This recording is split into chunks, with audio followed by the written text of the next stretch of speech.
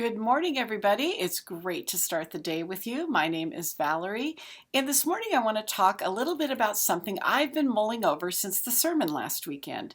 Last weekend, Renee talked to us about grace and truth, the DNA of TLC. And of course, we looked at Jesus, who is our perfect example of this. And as Renee pointed out, Jesus wasn't just 50% grace and 50% truth. He's 100% grace and 100% truth. Now, the problem comes for you, for me, when we try to live this out, because we're not Jesus. We're not perfect.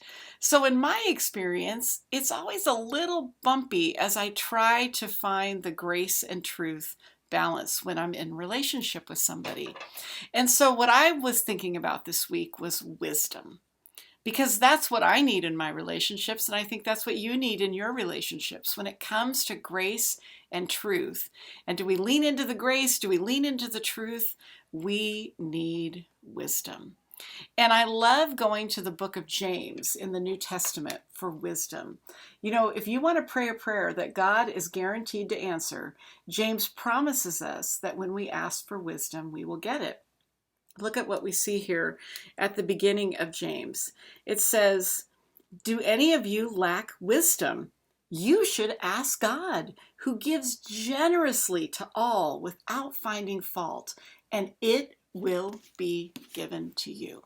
Do you need wisdom today? Do you need wisdom about grace and truth in a relationship? Ask God. Ask God for wisdom. He will give it to you.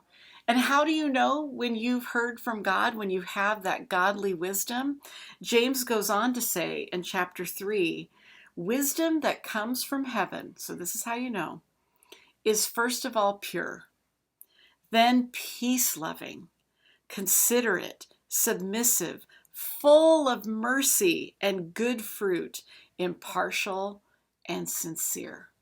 If you want to know if you're practicing godly wisdom, there's the list that you need to follow. And so I encourage you today, as you think about your relationships, as you think about living in grace and truth, add a third word there. Add the word wisdom and ask God, and He will give it to you. I can't wait to see you at church this weekend. We're kicking off our new series, 7 days from now until Easter. Each week, we're going to look at one day in the life of Jesus in the final week of his life.